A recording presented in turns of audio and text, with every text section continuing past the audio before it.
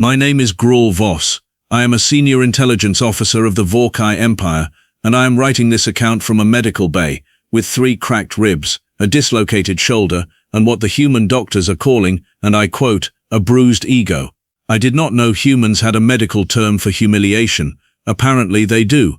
Apparently they have a term for everything. Let me explain how I got here. It started with the invasion. Well, we called it an occupation of strategic educational facilities, because the Vorrkai High Command does not like the word invasion. It sounds aggressive. We prefer words like liberation, expansion, restructuring. You know how it is. Every empire has a communications department, and ours is staffed entirely by creatures who have never once been punched in the face. I mention this because it is relevant. The assignment given to my unit, Unit 37 of the Vorrkai Ground Division, was simple. We were to enter a human secondary educational institution, secure the premises, and demonstrate to the local population that resistance was, as the briefing document said, statistically inadvisable.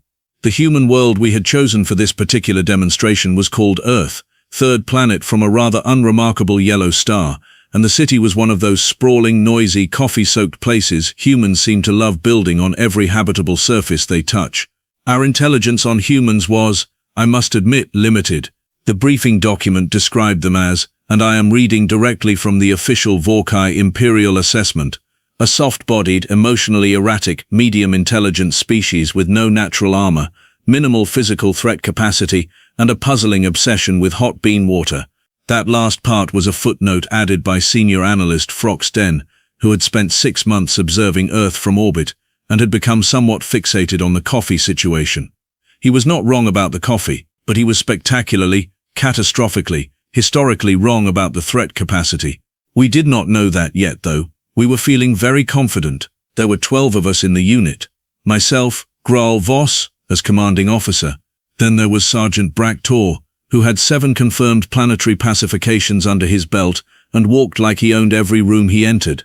There was Private Ven, our youngest recruit, barely 200 years old, practically a hatchling, carrying an energy rifle almost as tall as himself.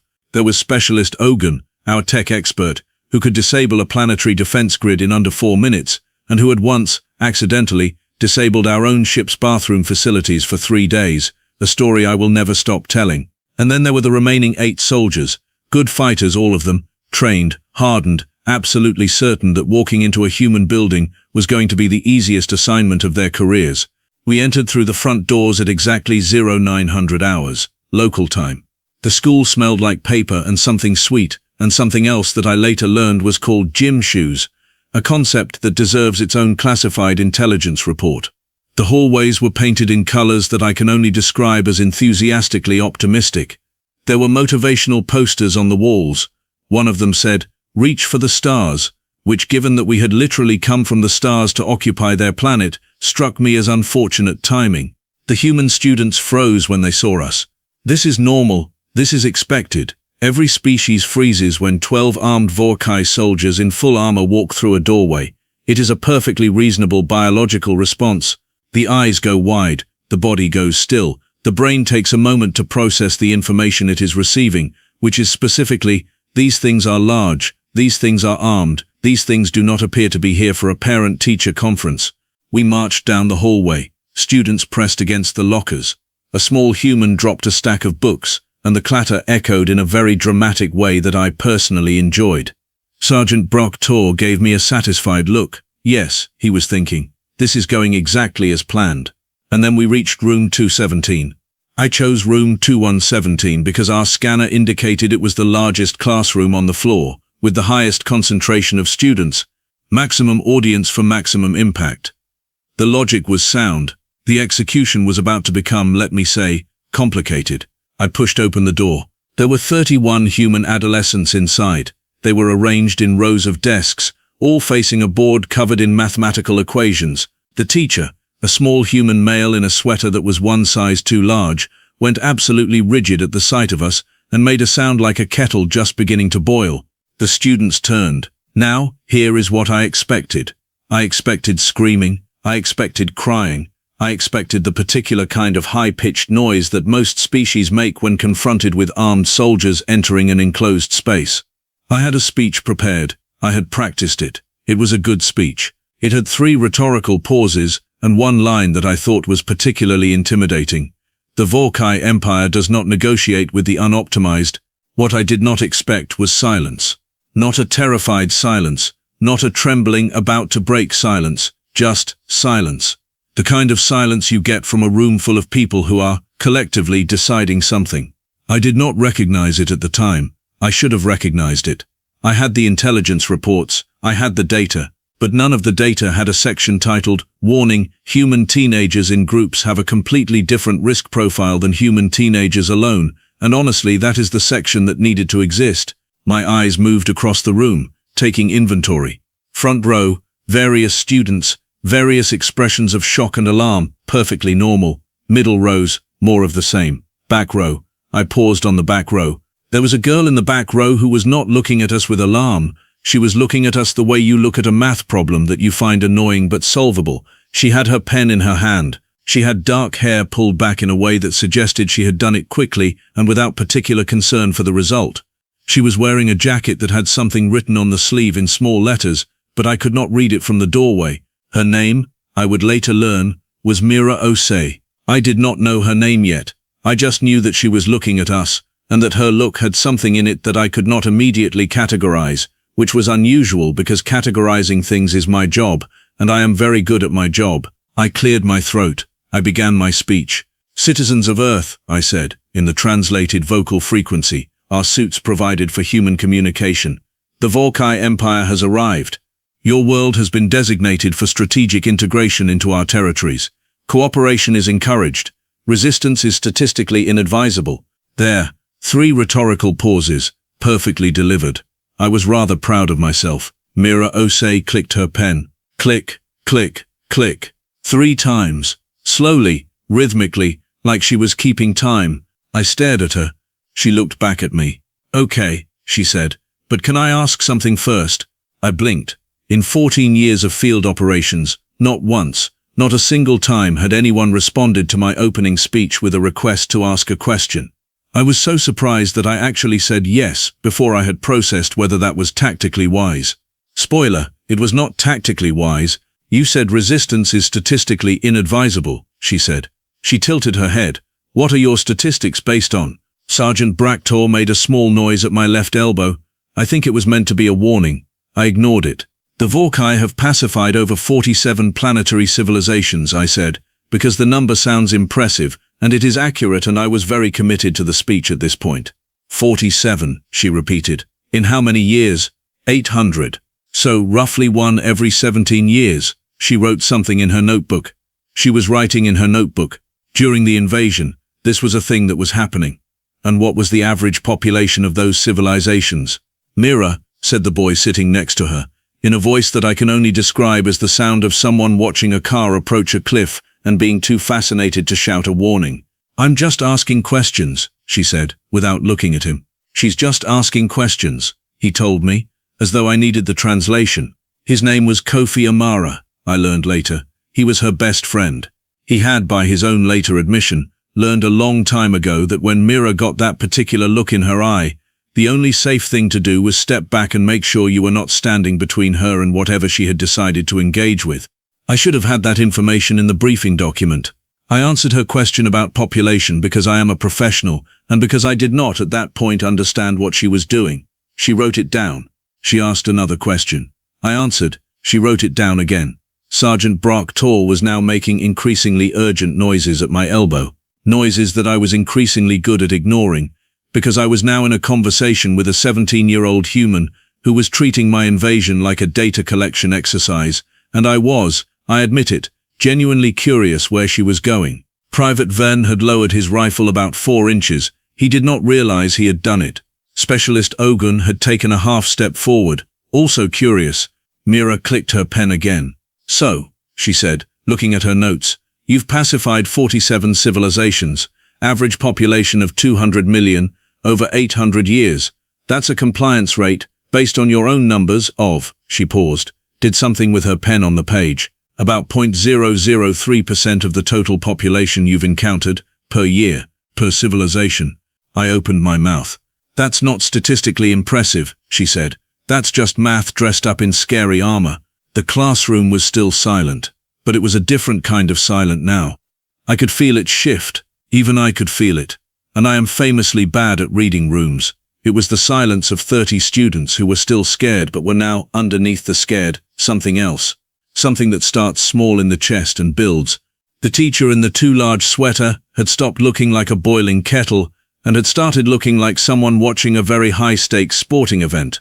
"We have superior weapons," I said, and I am aware that in the context of this account that line does not land the way I intended it.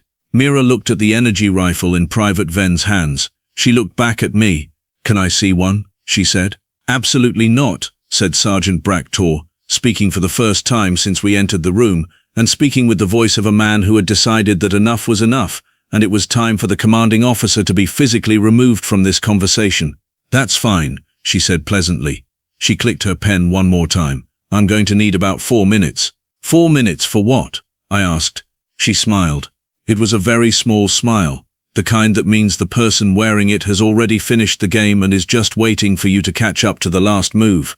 "To explain to everyone in this room," she said, "exactly why you're not going to do anything today. And that, members of the Imperial Review Board, is when it all went wrong. Part 2 coming next. Do not go anywhere." 4 minutes, she had said. 4 minutes. "I want you to understand something about Vorrkai soldiers. We are not easily rattled. We have stood on the surfaces of dying planets while the ground cracked beneath our boots.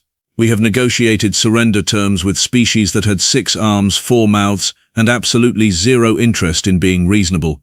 We have filed reports in triplicate during active combat situations, which is, I will argue until my dying breath, the most psychologically demanding thing any soldier can be asked to do.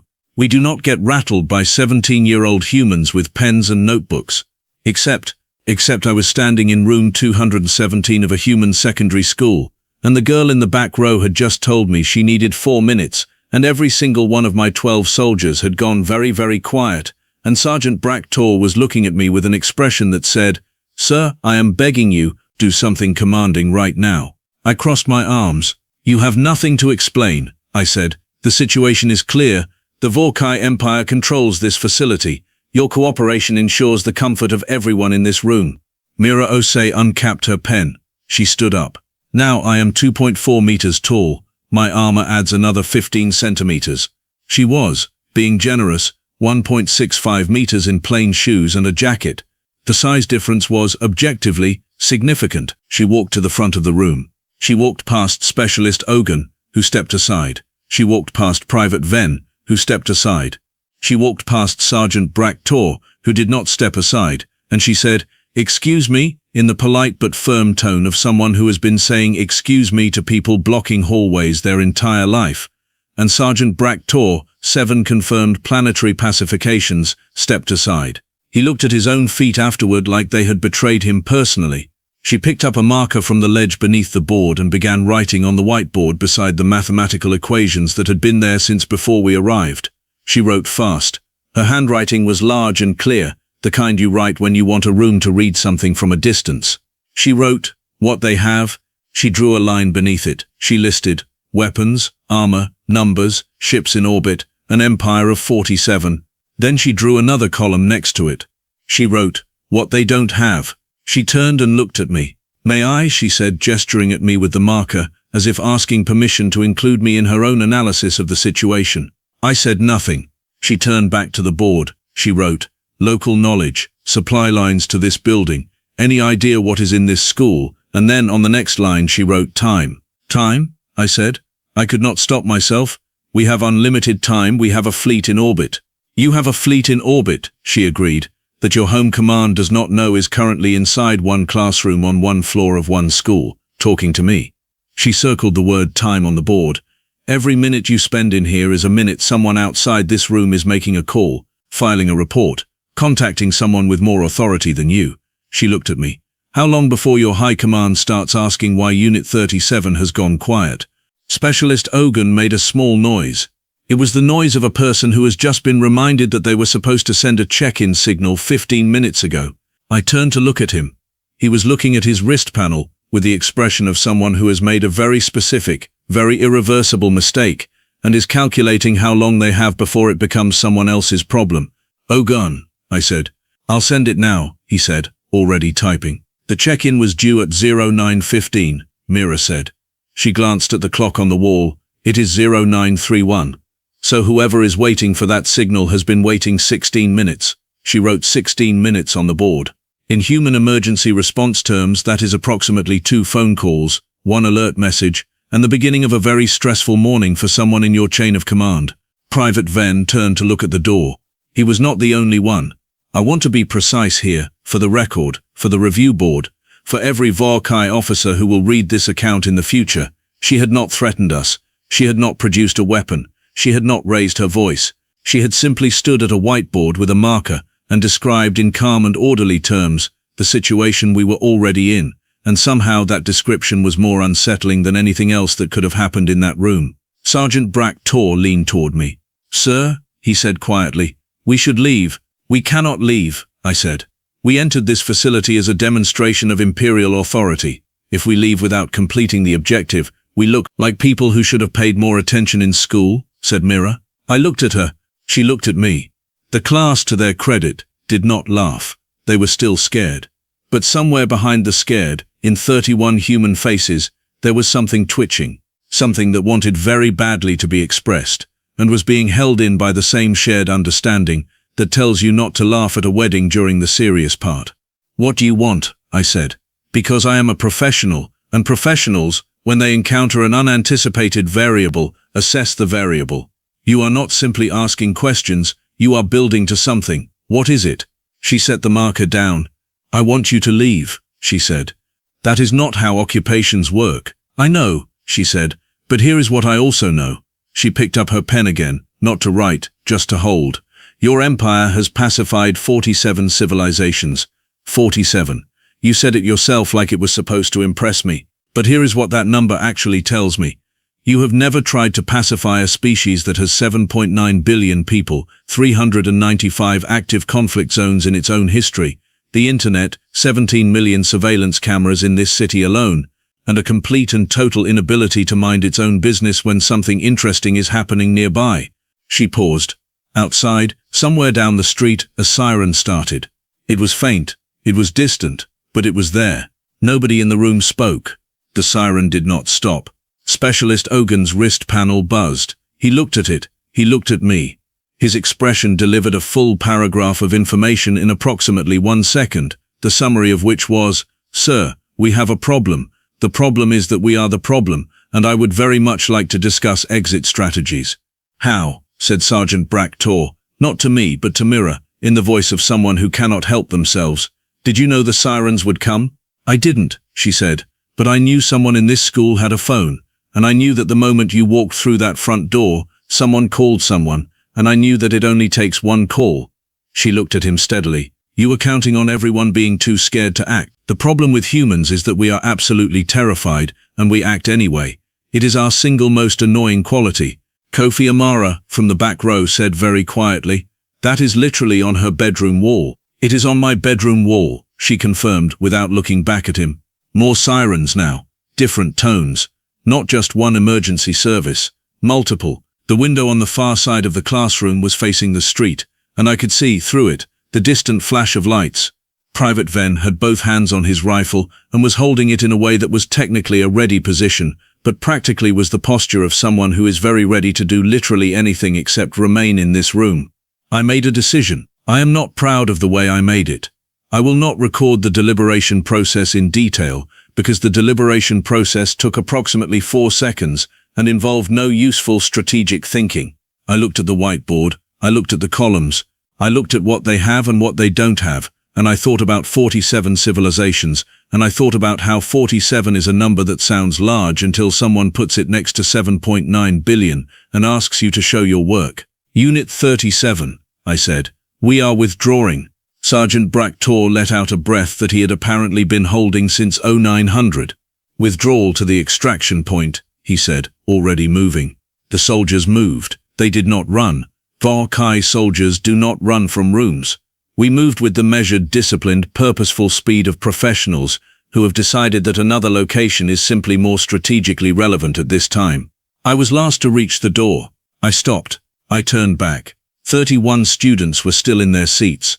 The teacher in the too large sweater had sat down at his desk and appeared to be considering a career change. Kofi Amara was doing something on his phone, probably something that was going to make the next hour of my life very complicated. And Mira Osei was standing at the front of the room, pen in hand, watching me go. For what it is worth, I said, because I felt that the situation deserved acknowledgement. That was competently done. She nodded once. For what it is worth, she said, your speech at the beginning was not bad. The part about statistical inadvisability, I liked that. I blinked. Thank you, I said. You should fire your intelligence analyst though, she added. Whoever told you we were low threat capacity? His name is Frox Den, I said. He spent 6 months watching your planet from orbit. And he missed us, she said. That is the thing about humans. We are very easy to underestimate from a distance. I left. I will not describe the next 3 hours in detail, because they involve things like running to the extraction point, discovering that our extraction point had been surrounded by what humans call a SWAT team, a very tense negotiation conducted through a translator, the discovery that Specialist Uggan had in fact been sending check-in signals to the wrong frequency for the past month, and our high command had been very confused, but had not said anything, because they did not want to seem uninformed, and ultimately, a full unit withdrawal from the planet that the Imperial Communications Department later described as a voluntary redeployment following a successful reconnaissance mission. I filed my own report. My report was different. My report said the following, and I am including it in full because I believe every Vorrkai officer currently assigned to Earth observation should read it and tattoo it somewhere visible.